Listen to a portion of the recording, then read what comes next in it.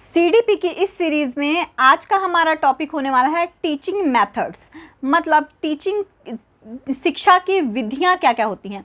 तो इसमें मैंने 20 जो हैं विधियों को लिया है जो बहुत ज़्यादा इम्पोर्टेंट है और आपके एग्ज़ाम के लिए इम्पोर्टेंट होने वाला है। तो चलिए फिर देखते हैं कि कौन कौन सी विधियां हैं।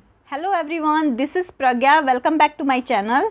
तो टीचिंग मेथडोलॉजीज़ की तरफ चलते हुए उसको पॉइंट्स को समझने के लिए हमें चलना पड़ेगा अपनी नोट्स की तरफ। तो चलिए चलते हैं। आज का हमारा टॉपिक है टीचिंग मेथड्स। मतलब कौन कौन से मेथड्स होते हैं टीचिंग के पढ़ाने के लिए। तो हम बच्चों को पढ़ा सकते हैं और उनके जो एजुकेशन है उनमें इम्प्रूवमेंट कर सकते हैं। तो कम से कम 20 मेथड है, तो और अच्छे से समझिएगा, सारे इम्पोर्टेंट है। पहला मेथड आता है स्टोरी टेलिंग मेथड। मतलब कहानी विधि, कहानी सुनाकर विधि। मतलब हम इसमें क्या करते हैं कि बच्चों को कहानी सुनाकर इसको पढ़ाते हैं। इसमें क्या होता है कि बच्चे को इमेजिनेशन डेवलप होती है, बच्चे का इंटरेस्ट भी बढ़ता है और बच्चे की लिसनिंग स्किल भी इम्प्रूव होती है। अगर हम बच्चे को कहानी सुनाएंगे तो बच्चे का क्या होगा, इमेजिन कर पाएगा, उसको इंटरेस्ट भी डेवलप होगा, वो इम्प्रूवमेंट भी कर पाएगा। डिसमेरिट क्या होता है कि इसमें टाइम ज़्यादा लगता है और ये सभी टॉपिक के लिए सूटेबल नहीं है। दूसरा है टेक्स्ट बुक मेथड या पाठ्य पुस्तक विधि। इसमें क्या होता है, हम टेक्स्ट बुक की हेल्प से, टीचर क्या करता है, हम मेनली क्या करता है, टेक्स्ट बुक की हेल्प से बच्चों को पढ़ाता है। जिसमें मेरिट क्या है, सिस्टमैटिक लर्निंग होती है, मतलब 1 बाय 1 पढ़ता है। ऐसे मतलब ऐसे फॉर एग्जाम के लिए इजी होता है ये। डीमेरिट क्या होता है, इसमें रोट लर्निंग होती है। रोट लर्निंग मतलब बच्चा रट के चला गया और वही जाके एग्जाम में लिख दिया। लेस क्रिएटिव, इसमें क्रिएटिविटी यूज ही नहीं करना, टेक्स्ट बुक में जो लिखा है वही पढ़ लिया, जाके लिख दिया। तीसरा है लेक्चर मेथड।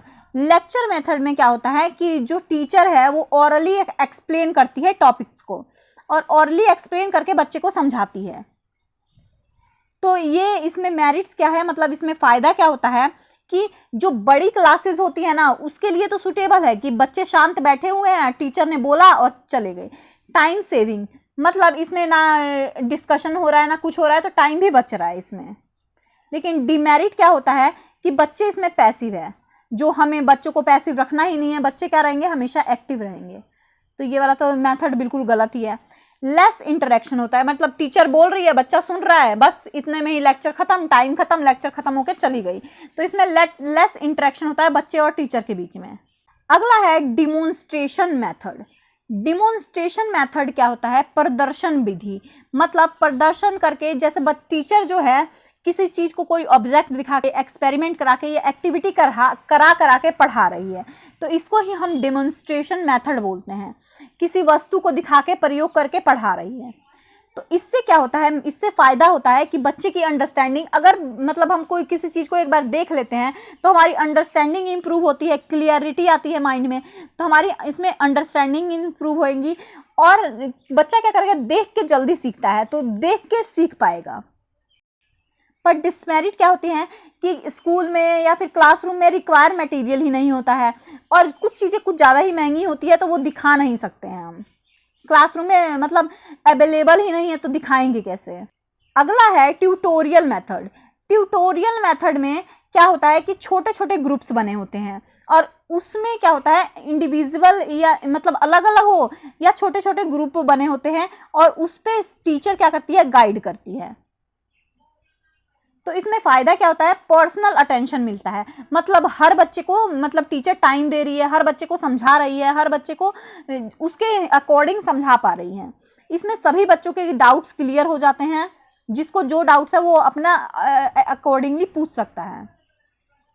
डीमेरिट क्या है, बहुत ज़्यादा टाइम कंज्यूमिंग होता है, ग्रुप में बिठाना, फिर उनको समझाना, उनकी प्रॉब्लम्स को सुनना, फिर अपनी प्रॉब्लम्स को बताना, ये बहुत ज़्यादा डिफ़िकल्ट हो जाता है। अगला है question answer method. Question answer method में क्या होता है कि टीचर क्वेश्चंस पूछती है और बच्चा क्या करता है, उसका आंसर देता है। इससे बच्चे को पढ़ाती है। इसमें क्या होता है कि बच्चे का एक्टिव पार्टिसिपेशन होता है, स्टूडेंट क्या रहता है, एक्टिव रहता है कि मैडम मुझसे भी क्वेश्चन ना पूछ ले, ऐसे करके। फिर बच्चे की क्या होती है, थिंकिंग इम्प्रूव होती है। डीमेरिट क्या होता है कि कुछ बच्चे क्या होते हैं, साइलेंट हो जाते हैं, कुछ बच्चे क्या होते हैं, चुप हो जाते हैं। अगला है डिस्कशन मेथड। डिस्कशन मतलब चर्चा विधि। अब डिस्कशन मेथड में मैडम ने क्या किया कि एक टॉपिक लिया और टॉपिक लेके उसको बोला बच्चों तुम साथ में मिलके डिस्कशन करो या ग्रुप में चर्चा करो इसको, तो इसी को क्या बोलते हैं, डिस्कशन मेथड बोलते हैं। तो इससे क्या होता है कि बच्चा अपना अपना पॉइंट ऑफ व्यू रखता है, तो इससे क्या होता है, कॉन्फिडेंस डेवलप होता है, कम्युनिकेशन भी इंप्रूव होता है। डीमेरिट कमियां क्या आ जाती है, मे गो ऑफ टॉपिक, मतलब कभी कभी क्या होता है बच्चा उस टॉपिक से डाइवर्ट होके कोई किसी और टॉपिक में घुस जाते हैं। अगला है ह्यूरिस्टिक मेथड। ह्यूरिस्टिक मेथड में क्या होता है कि स्टूडेंट जो है सेल्फ डिस्कवरी करता है, मतलब विद्यार्थी जो है, जो स्टूडेंट है, खुद खोज करता है, स्वयं खोज करके सीखता है। ह्यूरिस्टिक मेथड के फादर बोलें तो कौन है, H.E. आर्मस्ट्रॉन्ग को बोलते हैं ह्यूरिस्टिक मेथड के फादर। इसमें बच्चा क्या होता है, बच्चा क्या करता है, इसके अंदर बच्चे के अंदर साइंटिफिक एटीट्यूड डेवलप होता है, इंडिपेंडेंट लर्निंग करने में एनकरेजमेंट मिलती है। डिसमेरिट क्या हो सकता है कि टाइम कंज्यूमिंग होता है ये। अगला है डिस्कवरी मेथड। डिस्कवरी मेथड खोज विधि, मतलब अब इसमें क्या होता है कि अब जो स्टूडेंट हैं वो फैक्ट्स को या फिर किसी चीज को, तथ्यों को खुद से खोज कर रहा है, खुद से ढूंढ ढूंढ के पढ़ रहा है। जैसे अब टीचिंग लर्निंग, जैसे अब आप लोगों को ही सीटेट पढ़ना है, तो सीटेट पढ़ना है तो कहाँ से पढ़े, सिलेबस कहाँ से होगा, बुक्स कहाँ से होंगी, या फिर कैसी बुक्स पढ़नी है, कौन सा चैप्टर पढ़ना है पहले, कौन सा इंपॉर्टेंट है, कौन सा कैसे PYQ करूं, मतलब ये सारी चीज़ें आप ढूंढ रहे होंगे ना। तो ये क्या कर रहे हो आप, डिस्कवरी कर रहे हो, खुद से ही डिस्कवर करके पढ़ रहे हो। तो इसीलिए इसको बोलते हैं डिस्कवरी मेथड, कि खुद से ही बच्चा खोज खोज के पढ़ रहा है। इसको किसने दिया था, जेरोम बर्नर ने दिया था।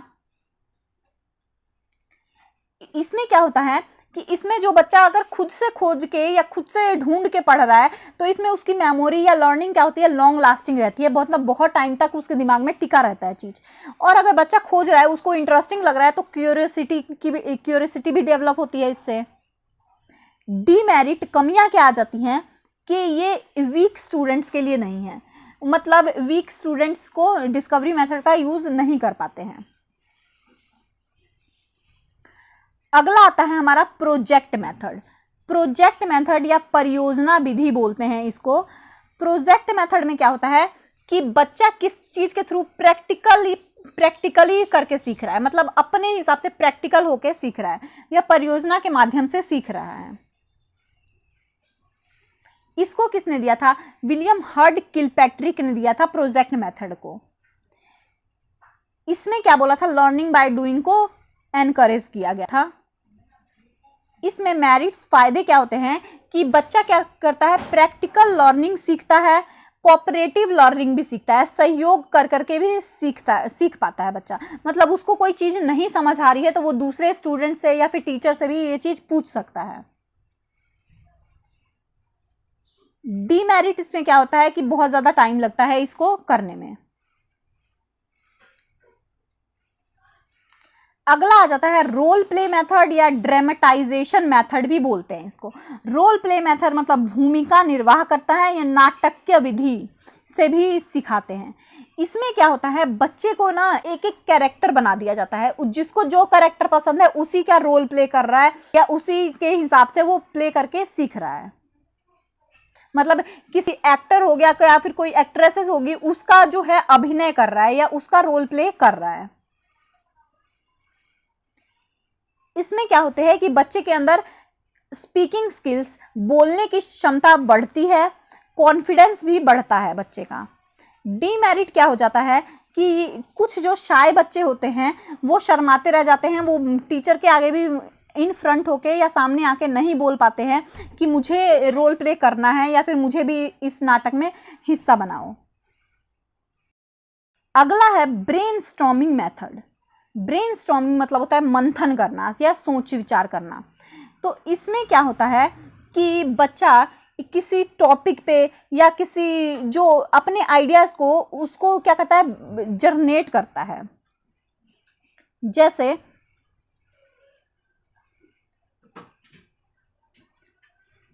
इसको अब ब्रेनस्टॉर्मिंग मेथड को दिया किसने था, तो एलेक्स एफ ओसबॉर्न ने दिया था। इसमें क्या होता है कि बच्चा ना विषय पर, मतलब जो कोई भी टॉपिक है उस पर अधिक से अधिक विचार करता है या बहुत ज़्यादा सोचता है। इसमें मेरिट क्या होता है, तो क्रिएटिविटी बढ़ती है और एक्टिव पार्टिसिपेशन भी बढ़ता है।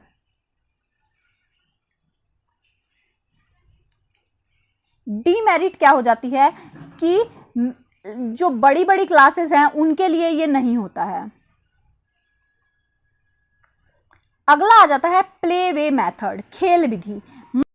लर्निंग को क्या करो, किसी गेम के थ्रू या खेल खेल में ही सिखाओ, खेल खेल में ही सीखना प्ले वे मेथड होता है।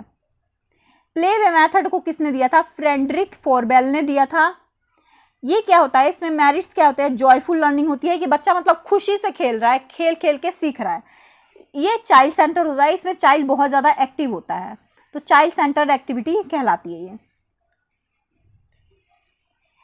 इसमें बी मेरिट क्या हो जाता है कि इसको पूरी प्लानिंग के साथ करना जरूरी हो जाता है।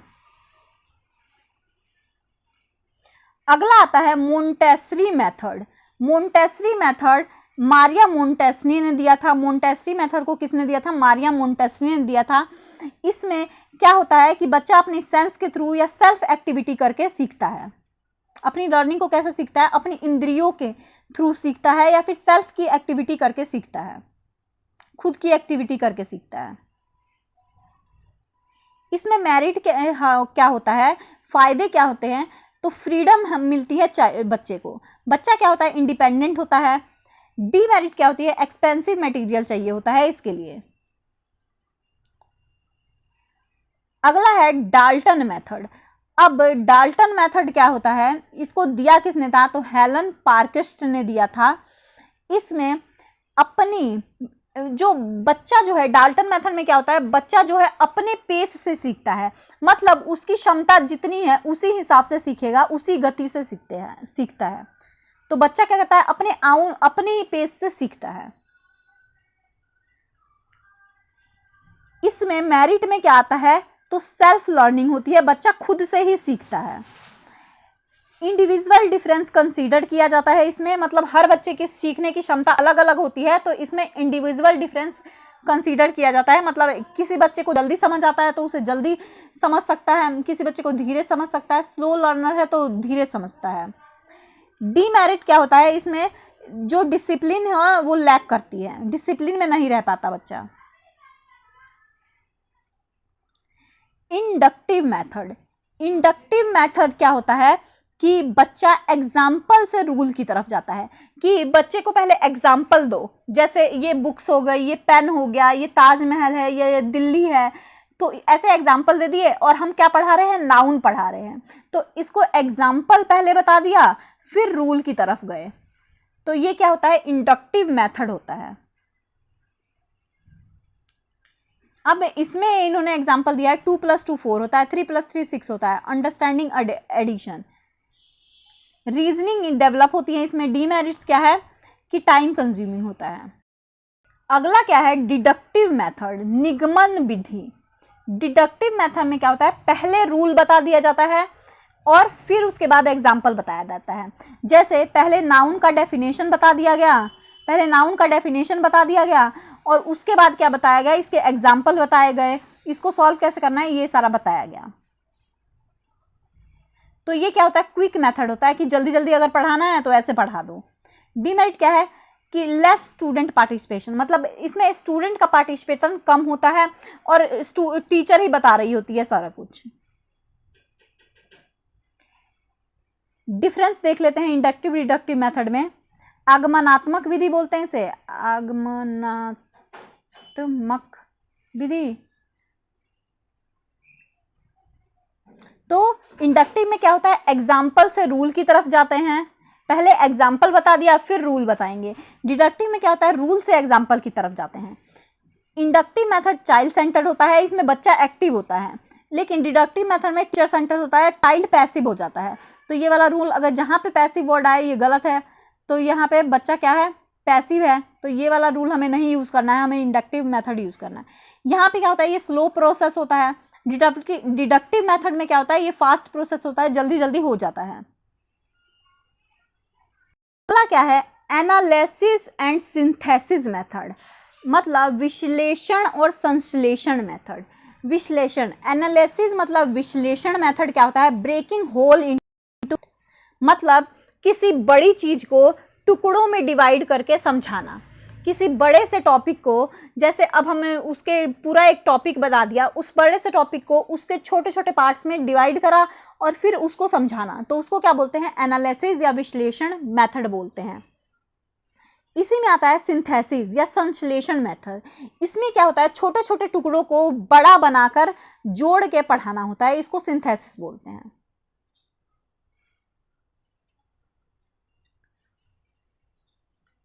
अगला क्या है, प्रॉब्लम सॉल्विंग मेथड।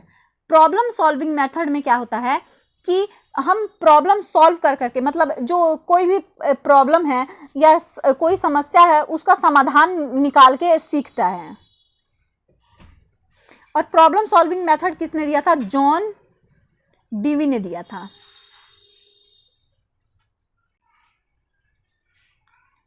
इसमें बच्चा कैसे सीखता है, पहले तो क्या करता है कि प्रॉब्लम को आइडेंटिफाई करता है कि क्या प्रॉब्लम है, फिर डाटा कलेक्ट करता है, फिर उसके बाद अपना हाइपोथेसिस लगाता है, अपना दिमाग लगाता है, फिर कैसे सॉल्यूशन निकालता है उसका, और फिर सॉल्यूशन के बाद कंक्लूजन तक पहुंचता है।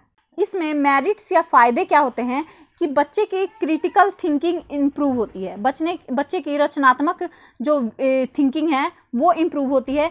बच्चा क्या होता है, यहाँ पे एक्टिव होके लर्न कर सकता है या एक्टिव होके सीखता है। डीमेरिट या कमी क्या है इसमें, कमी है कि टाइम कंज्यूमिंग है ये। अगला और सबसे लास्ट वाला मेथड है ड्रिल मेथड। ड्रिल मेथड में क्या होता है, अभ्यास विधि होता है, कि इसमें क्या होता है कि बच्चा रिपीट कर रहा है, बार बार अभ्यास कर रहा है, बार बार अभ्यास करके सीख रहा है, ये बार बार ड्रिल कर रहा है, अपने अंदर मतलब डाल रहा है। रोट मेमोराइजेशन भी बोल सकते हैं इसको, रट्टा मार रहा है, मेमोराइजेशन। तो बच्चा क्या कर रहा है, रट्टा मार मार के पढ़ रहा है। इसमें क्या होता है, इस बच्चे की एक्यूरेसी को इम्प्रूव करते हैं, हैबिट का फॉर्मेशन होता है, हैबिट बन जाता है, मतलब कि मुझे याद करना है तो वो वाली हैबिट बन जाती है। लेकिन किसी किसी के लिए क्या होता है, ये बोरिंग भी हो सकता है। तो ये था आज का हमारा टॉपिक, यहीं पे कंप्लीट होता है। टीचिंग मेथडोलॉजी का ये टॉपिक यहीं पे कंप्लीट होता है। आई होप आपको इन्फॉर्मेटिव लगा होगा। मिलते हैं नेक्स्ट टॉपिक के साथ नेक्स्ट वीडियो में। Thank you so much.